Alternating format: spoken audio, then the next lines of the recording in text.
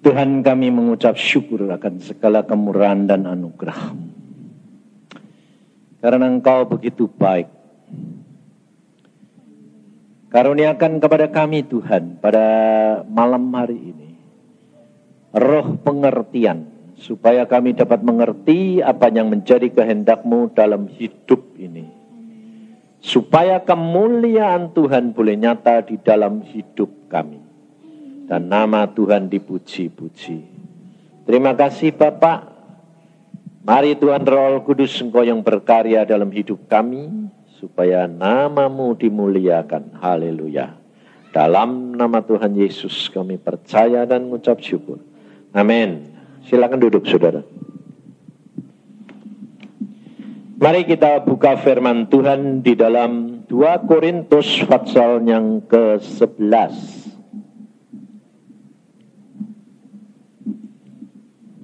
2 Korintus pasal yang ke-11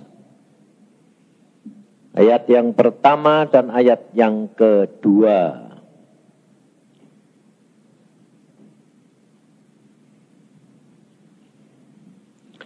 Dua Korintus pasal 11 ayat pertama dan kedua.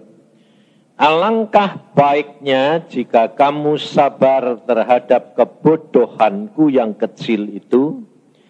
Memang kamu sabar terhadap aku, sebab aku cemburu kepada kamu dengan cemburu ilahi, karena aku telah mempertunangkan kamu kepada satu laki-laki untuk membawa kamu sebagai perawan suci kepada Kristus. Saudara, kalau kita perhatikan ayat ini, Rasul Paulus mengatakan bahwa saudara disiapkan. Rasul Paulus menyiapkan bahwa tiap-tiap orang Kristen itu adalah sebagai calon pengantin perempuan Yesus. Sehingga kerap kali orang-orang Kristen ini salah mengerti, saudara. Pikirnya setiap pribadi itu adalah calon pengantin. Jujur, waktu saudara dengar ayat ini atau saudara sedang membaca ayat ini, pada waktu saudara mendengar atau membaca ayat ini, saudara kira saudara ini jadi calon pengantinnya enggak? Hah? Ya. Oh, jadi istrinya Yesus banyak nanti ya. Loh, betul enggak? Hah? Karena saudara enggak ngerti. Ayo, sekarang saya bukakan Alkitab. Nah, saudara nanti sama saya baca sama-sama ya toh. Soalnya supaya kita ngerti menempatkan situasi kedudukan kita benar di tempatnya. Jadi kalau calonnya pengantin itu banyak, istrinya banyak toh, makanya ribut terus. Loh, bener enggak? Salomo istrinya 1000. Ribut semua. Daud istrinya banyak ribut. Karena apa? Saudara enggak ngerti. Maka dari itu coba, sebetulnya pengantinnya Yesus itu siapa toh? Hah? Nah, ayo baca nanti dulu. Makanya saya selalu katakan kepada saudara, baca Alkitab, baca sendiri, jangan ikut-ikutan. Masuk surga itu tidak gandeng-gandengan. Makanya saudara itu harus ngikut harus baca Alkitab. Kerap kali itu orang cuma maunya apa? Maunya ikut aja. Coba baca di Wahyu. Wahyu pasal yang ke-21.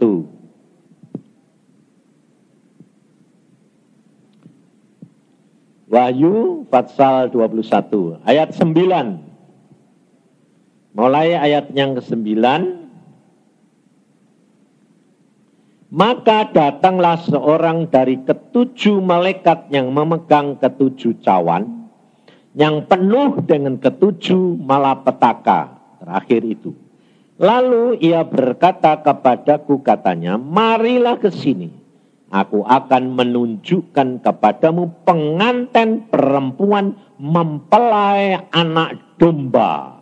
Jadi yang mau ditunjukkan siapa? Mempelai. Nah, terus baca nomor 10. Lalu di dalam roh ia membawa aku ke atas sebuah gunung yang besar lagi tinggi. Dan ia menunjukkan kepadaku kota yang kudus itu, Yerusalem, turun dari surga dari Allah. Kota itu penuh dengan kemuliaan Allah dan cahaya yang sama seperti permata yang paling indah. Bagaikan permata jaspis jernih seperti kristal. Dan temboknya tinggi dan pintu gerbangnya 12 buah. Dan di atas pintu gerbang itu ada 12 malaikat dan di atas tertulis nama ke-12 suku Israel. Nah, jadi sebetulnya kemantennya itu siapa? Ayo, kamu atau kota Yerusalem?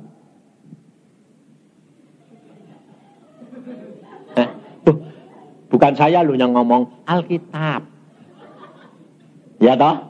Nah, maka dari sebabnya apa saudara? Kenapa Rasul Paulus berkata saudara dan saya disiapkan seperti apa? Pengantin? Sebabnya Yerusalem baru itu pengantinnya, penghuninya siapa? Kamu. Tapi bukan kamu kemantennya. Makanya kemantennya kalau kamu bilang, aku calon pengantinnya Yesus, aku tunangannya Yesus, aku tunangannya Yesus. Ribut terus. Bersaing soalnya. Ya toh? Ternyata satu laki-laki punya istri 5. Bersaing enggak? Ribut terus enggak? Lalu punya anak. Anaknya ribut enggak? Rebutan enggak? Nah, iya, sebab salah. Tapi kalau saudara ngerti, jelas saudara tidak salah. Sebabnya apa? Saudara dan saya adalah anggota tubuh Kristus. Itu persis seperti pengantin ini, ngerti tidak? Saudara dan saya anggota, jadi bukan tubuhnya Kristus, tapi bagian kecil dari tubuhnya Kristus. Jadi contohnya begini. Pengantinnya ini Yerusalem baru. Ya toh? Saudara dan saya penghuninya. Nah, saudara dan saya itu tubuh anggota tubuh Kristus. Sebagai apa? Sebagai apa? Sel. Jadi kamu satu-satu ini satu sel daripada tubuhnya Yesus. Jangan kebesaran perasaan. Karena merasa aku anggota Kristus, jadi kamu tangannya, sini kakinya, lah ribut terus. Tapi kalau kamu sel, kamu bagian kecil daripada tubuhnya Yesus. Nah, ini yang benar. Kenapa? Kalau sel ini nanti salah tumbuhnya, jadi sel kanker. Kanker itu tumbuhnya bukan dari anggota, terus ini kanker semua. Bukan, dari satu sel. Nah, gereja ribut dari satu orang. Masuk gereja sama gereja, ayo berkelahi, enggak toh. Paling dimulai dari apa? Satu, siapa? Loh, jangan nunjuk pendeta. Itu nakal namanya. Jangan nunjuk pendeta. Pasti anggota gereja. Pendetanya ketularan kanker. Loh, masalahnya di situ. Jarang, pendeta yang ribut itu jarang. Kenapa? Pasti dimulai anggota. Kenapa? Karena anggotanya itu gendut, kantongnya penuh, ya, lalu kesinggung, pindah ke gereja lain, pendetanya kena. karena kantongnya jadi kempes. Jadi sebetulnya yang kena kanker siapa? Anggotanya apa pendeta? Nah, ini masalahnya, saudara. Maka dari itu kita harus belajar. Kalau saudara dan saya mau menjadi anggota tubuh Kristus, sel Kristus, tiap-tiap sel tumbuh dengan benar, pasti tubuh Kristus akan sempurna. Jadi jangan bilang gereja itu harus tidak bisa, saudara. Karena apa? Gereja itu terdiri dari anggota. Dan sel itu yang menjadi penyebab. Makanya Kristus berkata, Tuhan Yesus, jalan ke surga itu sempit. Bisa rombongan atau satu-satu? Hah? Ayo. Kok tahu kamu?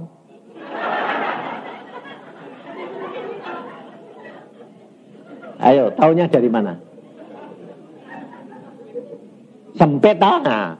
Kalau saudara tidak ngalami sendiri, saudara tidak akan tahu. Jalan ke surga itu sempit, saudara. Kanan kirinya jurang. Jangan kira enak. Saya ngalami, istri saya ngalami.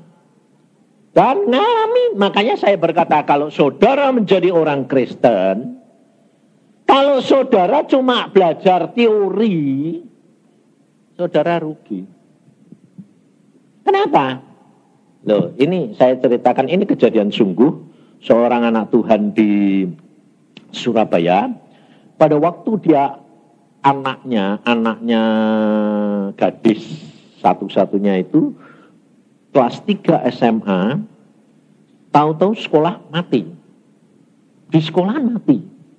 Tidak ada penyakit apa-apa, tidak ada apa-apa, tidak jatuh, tidak kesenggol, mati tahu-tahu. Nah, ayah ini merasa kehilangan seorang gadis, anaknya ini yang sudah SMA kelas 3, tidak bisa terima. Dia nangis, terus akhirnya dia berdoa kepada Tuhan, bilang gini, Tuhan, aku tidak nyalain engkau, wong mati hidup itu di dalam tangan Tuhan, betul? Tapi aku kepengen ketemu sama anakku. Nah, saudara, dan dia sakit karena sedihnya sakit. Akhirnya dia minta pada Tuhan sungguh-sungguh ditemui Tuhan Yesus. Ini orang kerap kali ketemu saya, tapi sekarang sudah pulang, sudah ke surga. Terus dia berkata, Tuhan Yesus datang. Kamarnya itu terang luar biasa. Terus Tuhan Yesus muncul. Tuhan berkata, kamu kepengen ketemu anakmu? Ya. Ya Tuhan, ayo ikut saudara.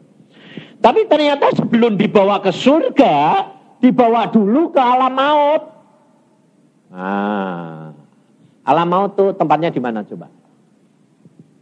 Hah? Wah, itu jawabnya neraka. Kok seolah-olah kamu tahu neraka kayak apa?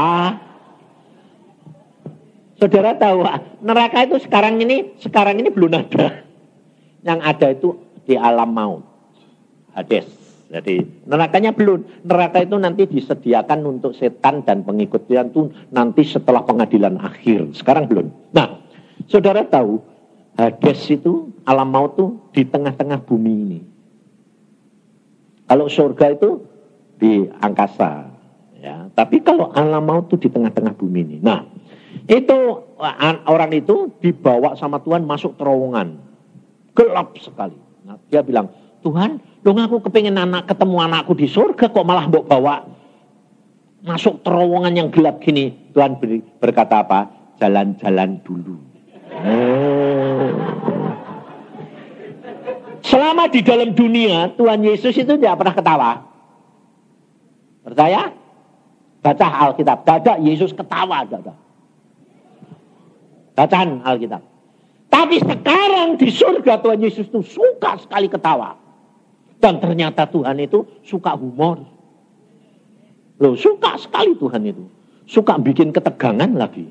Nah itu. Tuhan itu waduh. Nah, ini orang ngalami dibawa ke terowongan itu, saudara kira kami tidak ngalami? Kami ngalami, istri saya ngalami, dibawa ke alam maut, ditunjukkan semua. Sebab istri saya sudah 3 kali mau mati, tidak jadi. Jadi dia kerap kali jalan-jalan, saudara. Saya sendiri terus terang dibawa Tuhan ke surga itu sudah 3-4 kali. Nah, maka dari itu, saudara, dia bawa masuk terowongan, masuk ke tempat alam maut. Nah, di alam maut itu, saudara tahu Tuhan Yesus ngomong gini, aku mau nunjukin kamu di ruangan itu, jadi alam maut itu kerajaan setan, pembagiannya itu hampir sama di surga. Jadi setan itu kepingin jadi seperti Allah. Jadi dia diusir dari sana, bikin kerajaan di tengah-tengah bumi. Yang pembagiannya persis di surga. Jadi di alam maut tuh ada juga tempat yang penyiksaannya itu, gelapnya itu tidak begitu pekat. Yang paling dalam itu paling pekat. Jadi itu juga tingkat-tingkat, saudara. Dan ada api, penyiksaan, ada segala macam itu. Nah, itu tingkatan. Nah, maka dari itu, ini orang dibawa, lalu Tuhan berkata, di tingkatan yang tidak paling pekat. Jadi, di ruangan yang agak baik itu, Tuhan bilang, di ruangan itu ada pendeta sama jemaatnya. Nah, lalu dia bilang, baik Tuhan, pendeta sama jemaatnya. Iya. Kamu masuk sama aku, nanti dengerin omongan mereka dan tingkah laku mereka. Nah, dia dibawa sama Tuhan masuk situ. Saudara tahu, pendetanya itu bajunya dicariin, sobek-sobek, dipukulin sama jemaatnya. Lalu dia dengar sendiri ngomong gini jemaatnya, Pak pendeta, aku itu ikut kamu ke gerejamu, itu ikut kamu kan mau masuk surga toh. Nah kok kamu bawa aku ke sini itu bagaimana toh? Lalu dia bilang, pendetanya ngejawab begini, aku sendiri nggak tahu jalannya. Loh, lah kamu nggak tahu jalannya kok jadi pendeta? Lalu dia berkata, aku diajar sama dosenku ya begitu. Saudara tahu? Jadi itu adalah orang yang ikutan, saudara. Mengapa? Karena mereka tidak mau membaca Alkitab sendiri. Banyak anak-anak Tuhan orang Kristen sudah bertobat, sudah. Dia punya anggapan pendeta lebih tahu. Jadi dia tidak usah baca. Dengar, pokoknya omongan pendeta. Ya, karena lebih pintar, lebih mengerti, lebih anu. Tuhan berkata apa? Terkutuk orang yang berharap kepada manusia. Dan pendeta tidak bisa membawa saudara ke surga. Yesus berkata, akulah jalan kebenaran dan hidup. Hanya Yesus jalannya. Nah, kalau saudara dan saya tidak mengenal Yesus secara pribadi, dan saudara sebagai calon pengantin, bagian dari calon pengantin, penghuni Yerusalem baru, dan saudara merupakan salah satu bagian sel, dan saudara tidak menduduki posisimu, maka engkau akan liar. Dan kalau sel itu liar, jadi sel kanker. Maka dari itu saudara, kalau engkau menjadi anak Tuhan, baca Alkitab. Hanya 2 yang bisa menuntun saudara dan saya sampai ke surga. Baca firman, menjadi pelaku firman, dan pimpinan Roh Al-Kudus. Tanpa pimpinan Roh Kudus saudara tidak sampai. Mengapa? Sebab tidak ada orang yang bisa mengartikan dan mengerti firman tanpa Roh Kudus. Kalau firman ditafsirkan menurut pendapat sendiri, maka menjadi jerat sehingga dia tidak bisa mengenal kebenaran Allah yang sesungguhnya. Mereka akan mengenal firman itu menurut kebenarannya sendiri. Seperti orang apa? Ahli Taurat dan orang Farisi. Orang ahli Taurat dan orang Farisi itu dia ahli Taurat, ahli belajar firman. Tapi pada waktu Yesus hadir, dia tidak bisa percaya itu Yesus, betul? Sama dengan orang Kristen zaman sekarang, saudara. Yesus sudah berkata, aku utus Roh Kudus. Tapi banyak gereja yang tidak percaya akan Roh Kudus. Percaya Roh Kudus, tapi manifest-manifestnya itu, itu tidak perlu. Ini omongan saya dengar sendiri. Seorang pendeta berkata begini. Kesembuhan, usir setan, mujizat, itu zaman dulu. Sekarang sudah tidak ada lagi. Pendeta yang ngomong. Itu nanti tempatnya di mana?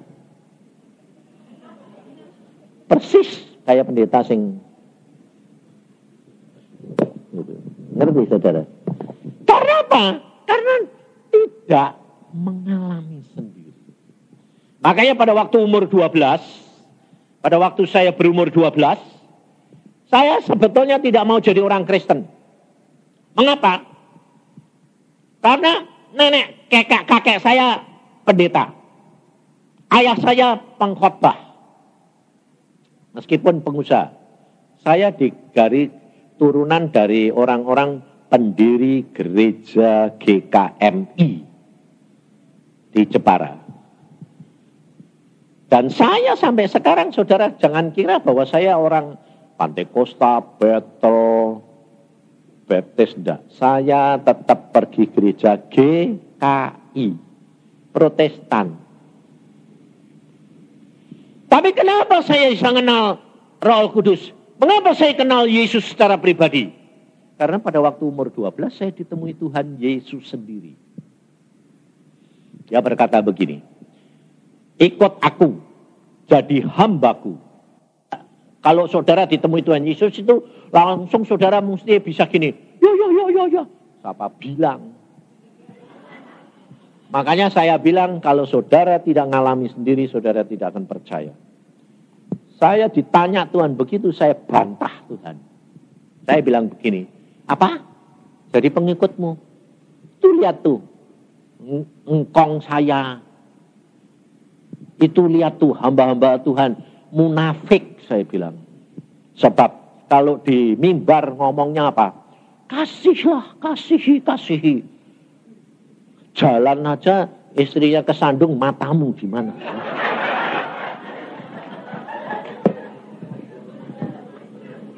Betul tak? Banyak di sini orang Kristen jujur aja lah. Banyak orang Kristen, tadi si Hanian doa toh.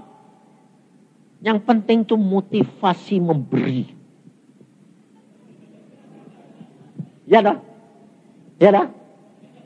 Saya yakin saudara itu tidak ada yang motivasi memberi baik itu tidak bisa. Kalau saudara tidak ngalami sendiri.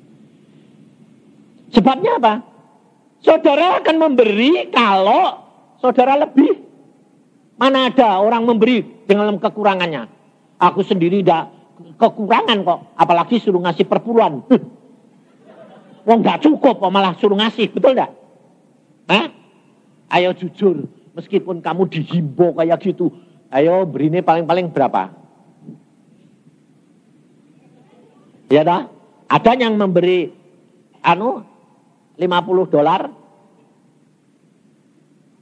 Ada? $1. Saya juga begitu. Dulu. Nah, beda. Belum selesai saya ngomong, kamu sudah ngomong. Kenapa saudara? Sebab saya mengenal diri saya sendiri. Manusia tidak ada yang tidak mengasihi dirinya sendiri. Ngerti enggak? Tapi sejak saya mengenal akan Alkitab dan mengenal akan pimpinan Roh Kudus, tidak berani saudara, tidak bisa. Kenapa? Segala sesuatu saya tanya, Tuhan saya beri berapa? Dan saya ngalami. Tuhan ngajar saya sebab saya dulu ini orang yang salah satu orang yang punya kelemahan nomor satu adalah apa? Mata duitan. Ayo jujur, kamu mata duitan enggak? Oh bapak ini malah, Pak Paul malah bilang, iya. Itu baik Pak, rendah hati itu.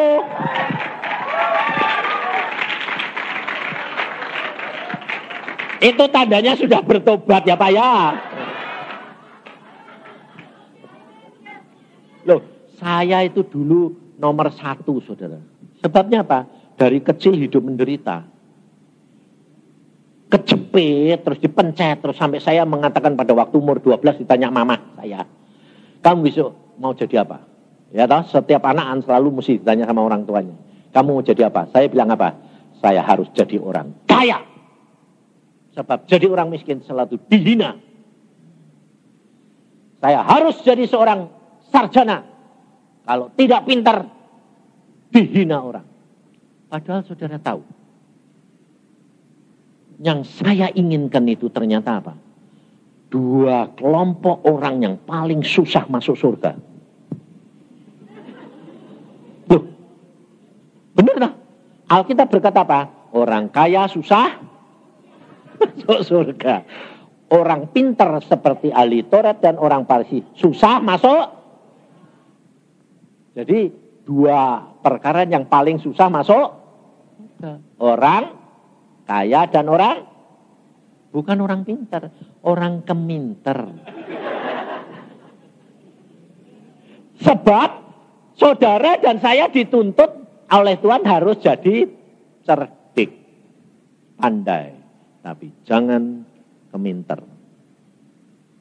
Karena keminter itu kamu tahu pinter tapi mau sombong. Maka dari itu saudara harus belajar. Pada waktu itu saya berkata kepada Tuhan, apa Tuhan? Munafik orang Kristen. Tuhan Yesus berkata apa pada waktu saya umur 12?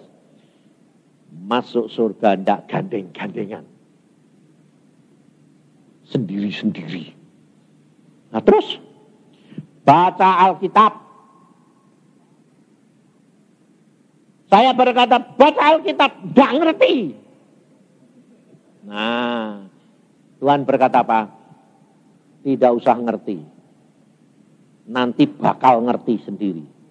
Nah, soalnya apa? Soalnya saudara-saudara ini jadi orang Kristen belum berubah seperti yang dikatakan oleh firman Tuhan. Engkau dan saya harus berjalan di dalam iman. Betul? Nah, iman itu apa? Percaya akan sesuatu yang tidak kelihatan. Lah kalau yang tidak kelihatan itu kamu ngerti apa enggak? Enggak toh? Tapi kamu ternyata sekarang sampai sekarang menjadi orang Kristen, baca Alkitab, ngerti dulu baru dijalanin, betul enggak? Kalau belum ngerti mau jalanin enggak? Enggak mau dah. Saudara tahu, itu berjalan di dalam iman atau itu berjalan di dalam pengetahuan? Kalau saudara membaca sesuatu, saudara ngerti baru jalan, itu ilmu pengetahuan. Tapi saudara dan saya dituntut berjalan di dalam iman. Perlu ngerti enggak? Enggak. Yang dibutuhkan nurut. Alkitab tidak berkata begini, baca, mengerti, lakukan. Enggak. Baca, lakukan. Betul? Berbahagialah orang yang mengasihi aku adalah orang yang mendengar perintah-perintahku dan melakukan. Tidak ada toh bilang, dan mengerti dulu. Tidak ada. Tapi saudara kepengennya apa? Ngerti dulu. Kalau tidak ngerti tidak mau. Pantesan kamu tidak pernah berjalan di dalam iman. Pantesan kamu tidak pernah melihat mujizat. Ngerti saudara? Maka dari itu saya mengalami mujizat. Hampir setiap saat. Dan hidup saya dari kecil sampai sekarang umur 65. Saya hidup di dalam firman dan mujizat. Saudara boleh tanya istri saya. Saya itu pacaran sama istri saya itu 13 tahun. Dari umur 17 sampai umur 30 baru kawin.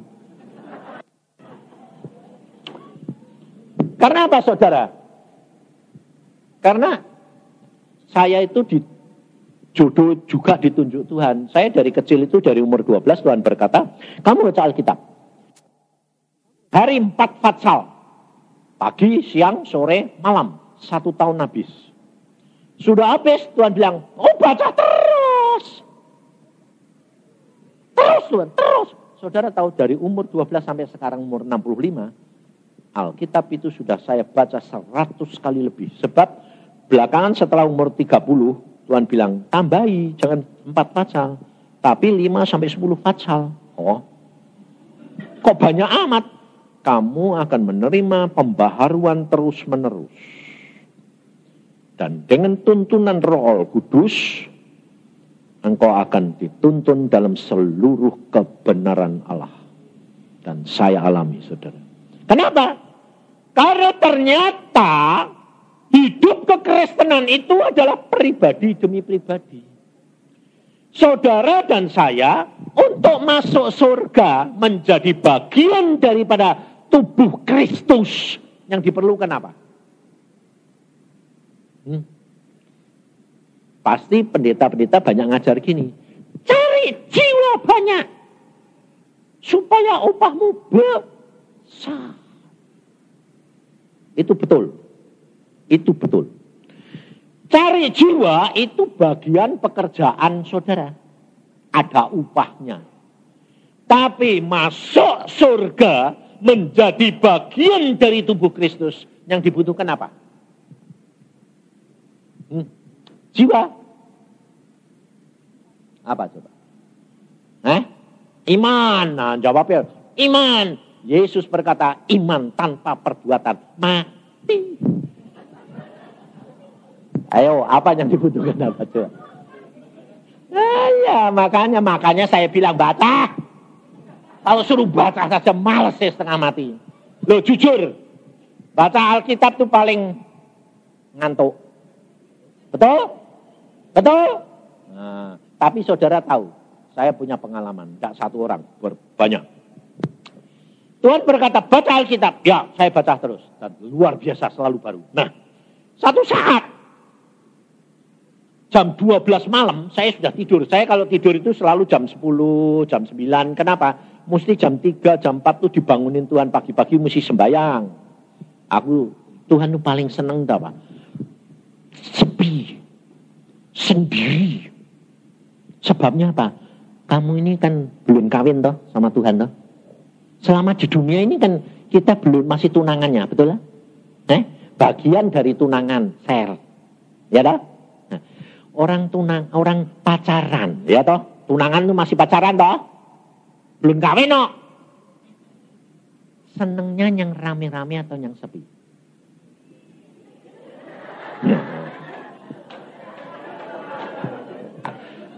Ada yang bilang, rame-rame. Mana ada pacaran rombongan? Tidak ada.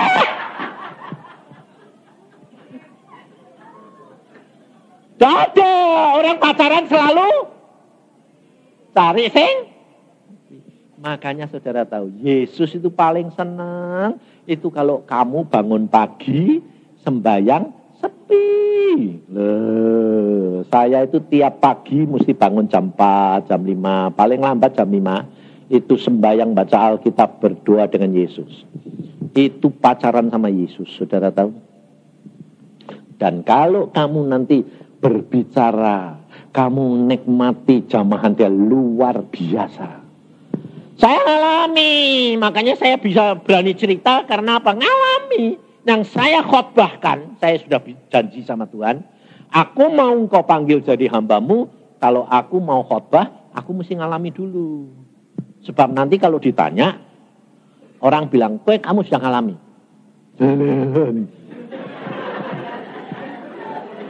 Saya enggak mau, saya bilang. Sebab saya harus jadi saksi. Saksi itu ngalami enggak? Ngalami. Tapi saudara, saya tidak boleh nyalain orang lain. Saya tidak boleh menilai orang lain yang tidak menjadi saksi. Sebab Alkitab berkata, beritakan Injil. Jadi pemberita itu perlu ngalami enggak? Enggak usah. Pemberita itu enggak usah ngalami. Tapi kalau kamu jadi saksi, ngalami. Betul? Kamu mau jadi pemberita atau saksi? Pasti kalau ditanya, saksi.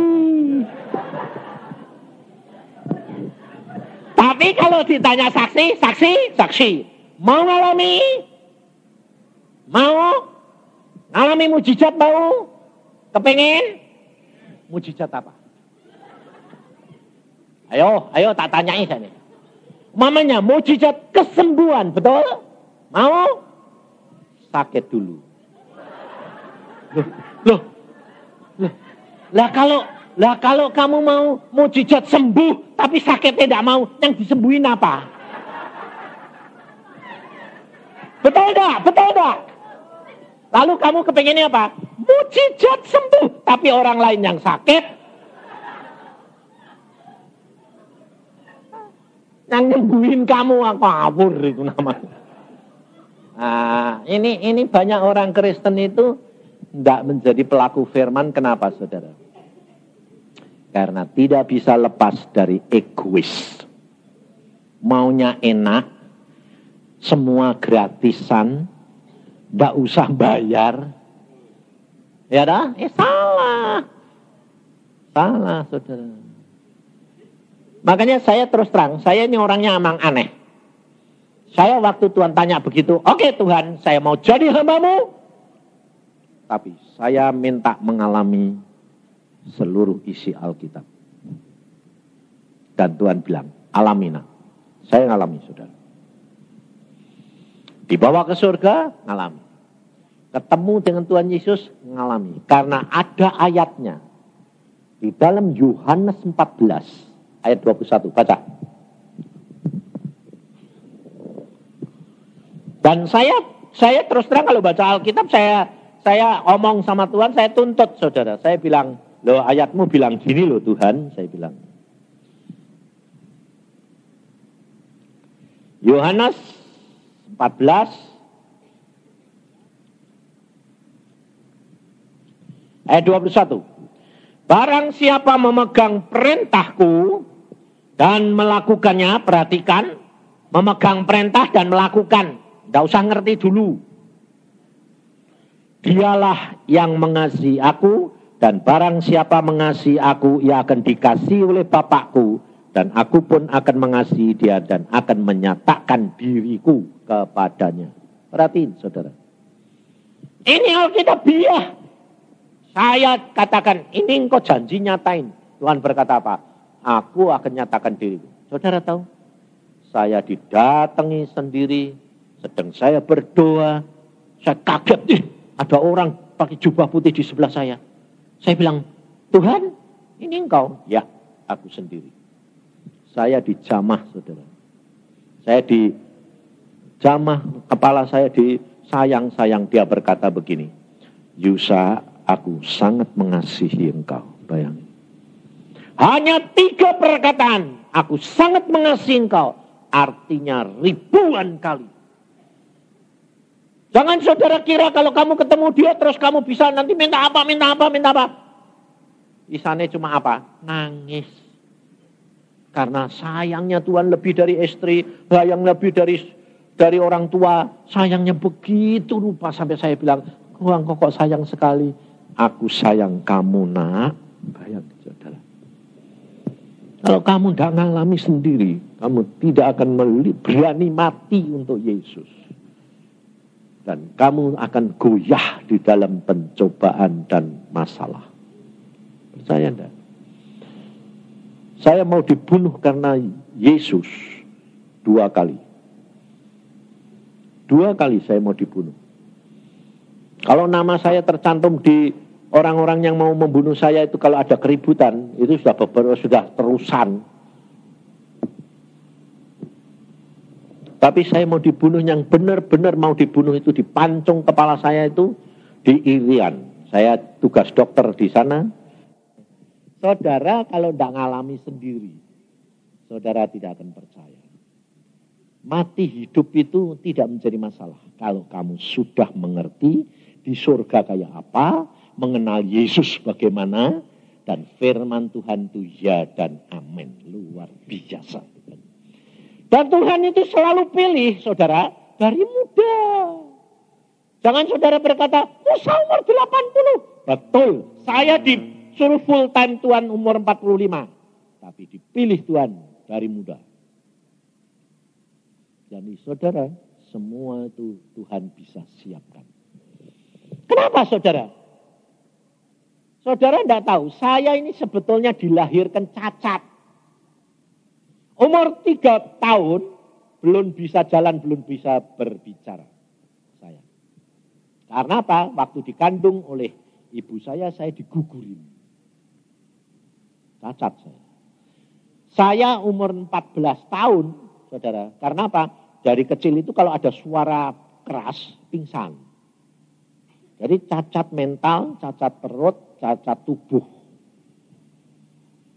Umur 14 baru kelas 3 SD. Bayangin. Saudara. Tapi umur 30 saya jadi dokter. Bisa tak? Normal, sekarang sehat. Saya sudah pernah mengalami seperti Elisa membangkitkan orang mati. Saya sendiri yang dibangkitkan sama Tuhan. Saudara tahu, luar biasa. Dan saya bisa cerita orang mati itu kayak apa. Karena apa? Ngalami sendiri. Ternyata orang mati itu enak loh saudara. Gampang. Cuma sesek napas 3 kali. Glek, mati. Makanya saya bilang sama istri saya, udah jangan pusing, mati itu gampang. Masuk surga itu enak. Ya toh? Saya bilang, yang surga itu enak loh yang. Loh tapi aku belum. Minta sama bapakmu di surga. Satu malam saya bilang, kamu minta sama bapak di surga. Bagaimana rumahmu di surga? Karena Yesus berkata, aku pergi ke sana menyediakan rumah. Malam dibawa sana diliatin. Wah rumahku kok bagus ya yang. Kebunnya banyak, seneng bunga, seneng kebun, rumahnya di sana. Kebunnya banyak, buahnya banyak, luar biasa Tuhan. Waktu dia 3 kali dilihatkan rumahnya. Jadi sampai saya bilang Tuhan, aku kok tidak mau lihatin rumahku, kok istriku dulu. Terus Tuhan bilang, kamu tidak bakal punya rumah. Nangis saudara saya, nangis saya. Apa? Aku udah mau kasih rumah. Enggak. Kenapa? Saya bilang. Tuhan berkata apa? Kamu mau tahu? Iya. Bawa saya ke surga. Lalu saya dibawa, saya lihat. Wih, itu Tuhan. Itu rumah siapa itu? Istana kok indah kayak begitu. Besar sekali. Jembatannya aja antar provinsi. Waduh, sekali waduh Tuhan. Wih, rumahku indahnya kayak gitu. Tuhan berkata, itu istanaku. Waduh. Luar biasa Tuhan. Lalu saya bilang, orang yang boleh tinggal di sana enak ya Tuhan. Iya, Tuhan bilang. Makanya aku bilang, Tuhan tuh suka bikin humor. Lalu ada orang jalan di jembatan itu. Jalan masuk ke istana. Tuhan berkata, salah satu penghuninya itu loh. Siapa sih Tuhan? Enak ya Tuhan orang itu. Kamu mau lihat siapa orangnya? Iya. Bawa turun saya. Ya, kok saya? Itu aku ketemu Tuhan. Lah iya. Kamu itu tidak tak kasih rumah karena kamu bakal tinggal bersamaku. Makanya Tuhan itu lucu, suka humor. Tidak tak kasih rumah, nangis kayak gitu. Sudah jangan nangis, kenapa? Kamu mau lihat? Ya yuk sana. ternyata suruh tinggal sama dia. Lalu saya berkata begini, Tuhan, kalau ini penglihatan daripadamu, engkau bicara sama hambamu yang lain, yang aku tidak akan mau cerita. Dia bicara sama hamba Tuhan yang lain. Hamba Tuhan itu namanya Dudi. Dia satu saat dia bilang gini, Pak Ishak, apa? Kamu besok itu tinggal dengan Tuhan. Kok ngerti kowe? Aku tuh masuk ke sana itu lihat, ini Yusak kok tidak ada di sini, di sana tidak ada, di mana-mana tidak ada, di mana? Waktu Tuhan sidang, ada satu kursi kosong, pikir saya itu kursiku. Tapi pada waktu saya tanya Tuhan, itu kursinya siapa? Tuhannya cuma mesem gini. Pakai kode, di sana itu tidak perlu banyak bicara. Karena lidah saudara itu kotor. Jadi di sana itu kamu mikir, tes langsung sudah sampai. Jadi dia mikir, Tuhan itu kursinya siapa? Pikirnya dia kursimu. Tuhan cuma gini toh. Dia cuma gini, dia lihat saya keluar dari kamar Tuhan, maju ke depan, dia bilang, Tuhan Yesus, duduk. Ternyata kursimu, Pak.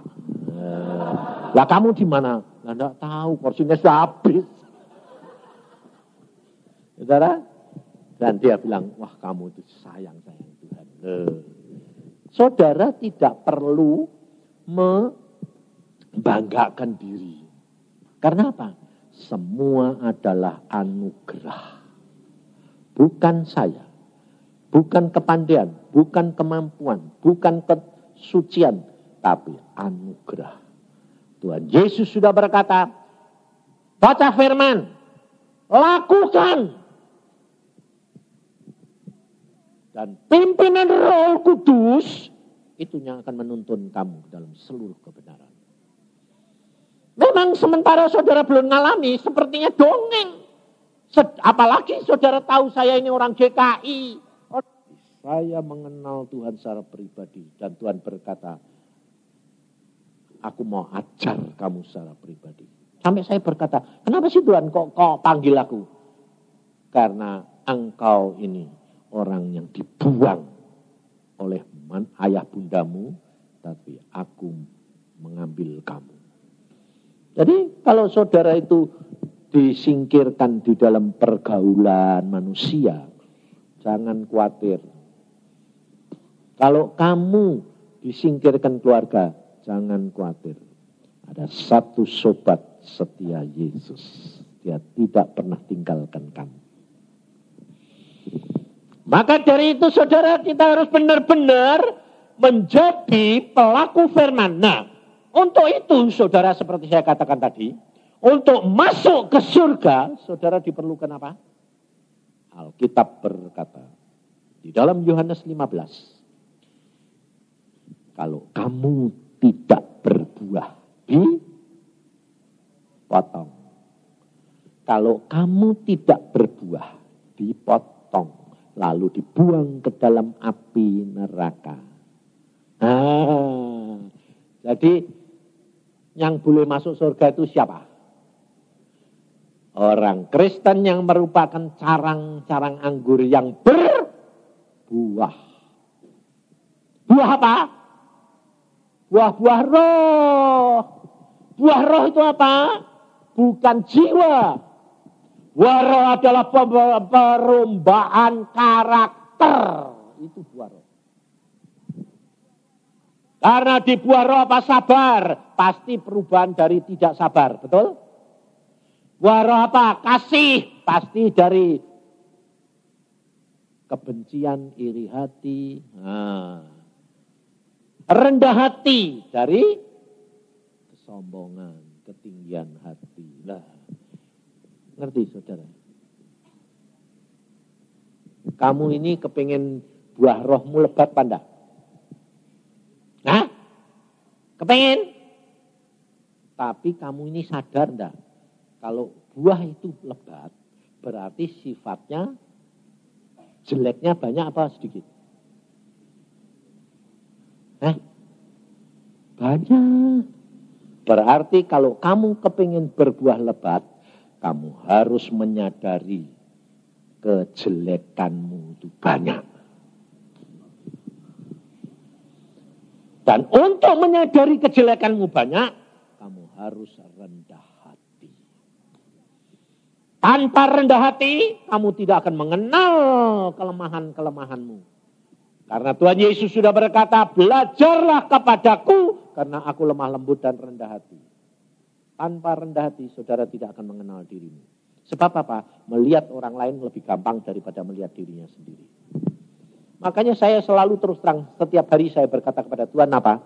Tuhan, aku sampai sekarang kok belum sempurna ya Tuhan. Tuhan berkata, kalau engkau nanti mati baru sempurna. Disempurnakan. Selama kamu masih hidup di dalam dunia, dalam daging, watak perangaimu kerap kali muncul. Harus dipotong. Tapi anak-anak Tuhan tidak ngerti, maunya apa? Dicabut sampai akar-akarnya. Kalau doa saja, dalam nama Yesus cabut sampai akar-akarnya. Saya bilang, Tuhan bisa dicabut. Dicabut ya mati. Tapi harus dipotong.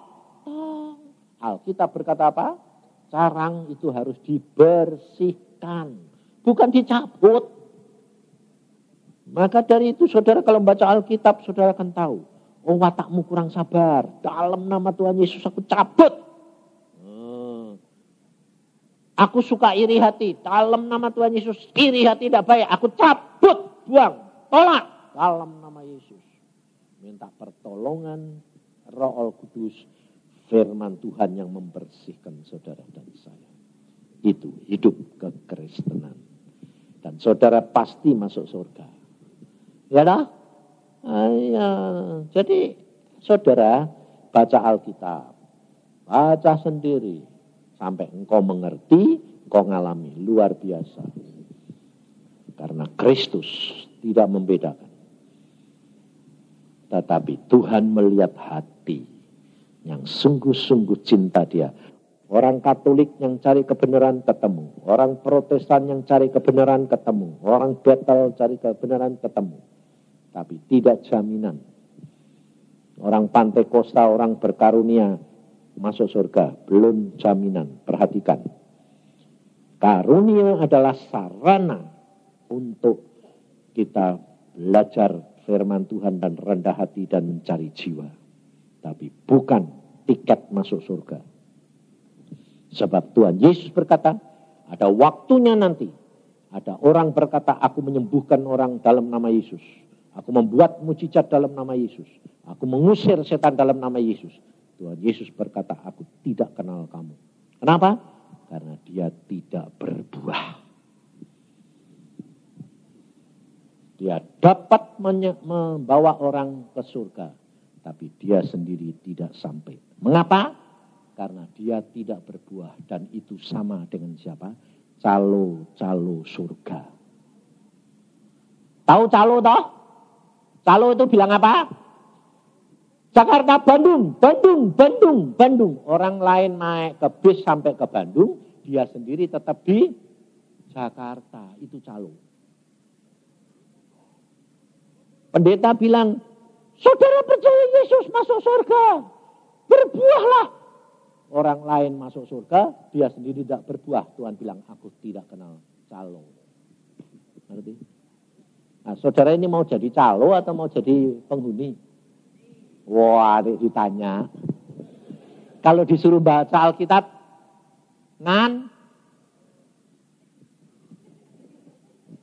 itu bagaimana coba? Alkitab itu luar biasa. Nah, ada satu hari, ini saya mau tutup, tapi saya mau saksikan ini. Jam 12 malam, ada seorang telepon saya. Saya jengkel, saya marah. Kamu ini dari Jakarta, saya tinggal di Bandung. Kamu jam 12 kok telepon. Bangunin orang tidur, saya bilang. Jawabannya kurang ajar. Jawabannya gini, Bapak Isa tidur, aku enggak Isa. Lola, yang enggak Isa tidur jangan kamu toh. Kok bangunin saya? Lah ya justru itu Pak, kasih resep dong. Ya, supaya saya bisa tidur. Kenapa? Saya sudah 2 tahun kena penyakit tidak bisa tidur. Lah terus sudah pergi ke dokter spesialis, dikasih obat habis jutaan, sudah ke Singapura, tetap tidak bisa tidur. Lah kenapa kamu telepon saya? Ya mestinya Pak Yusa punya jalan. Doain dong. Saya bilang, enggak. Loh kenapa Pak enggak? Kamu sendiri praktek. Saya. Ya, bagaimana caranya? Saya doa, saudara. Jadi sementara dia ngomong sama saya sembahyang dalam hati gini. Tuhan Roh Kudus, tuntun dong ini bagaimana orang ini. Aku sih tidak ngerti, aku bukan dokter. Aku dokter gigi. Jadi aku tidak ngerti Tuhan. Tuhan jawabnya lucu, saudara. Baca Alkitab, suruh baca Alkitab. Aku yang niru saja. Baca Alkitab. Terus dia bilang gini. Hah? Baca Alkitab? Ya. Dia tanya. Masa bisa? Kamu ini mau tanya, mau nurut atau mau bantah? Oh mau nurut. Ya sudah, dengerin. Baca. Oh ya. Terus dia tanya, bacaan yang mana?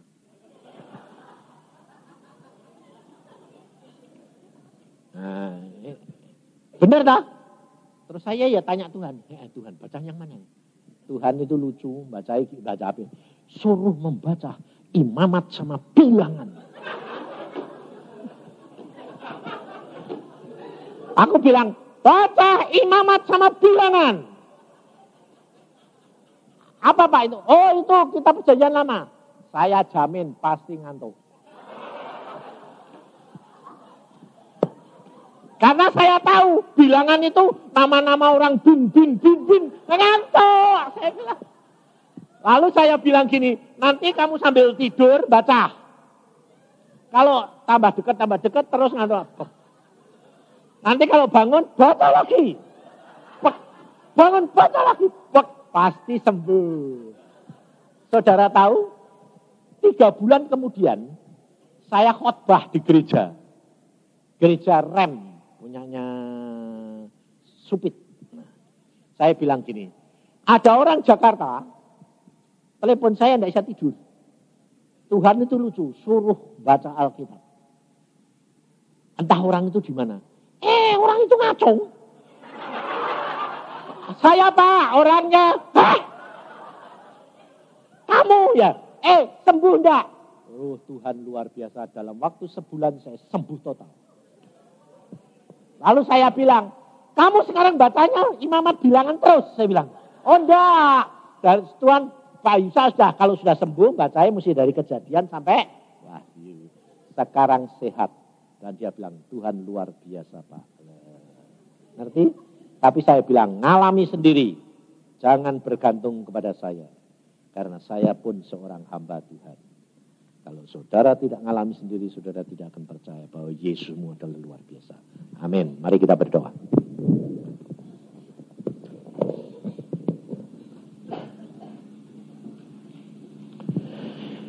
Tuhan, firman-Mu sudah hamba sampaikan.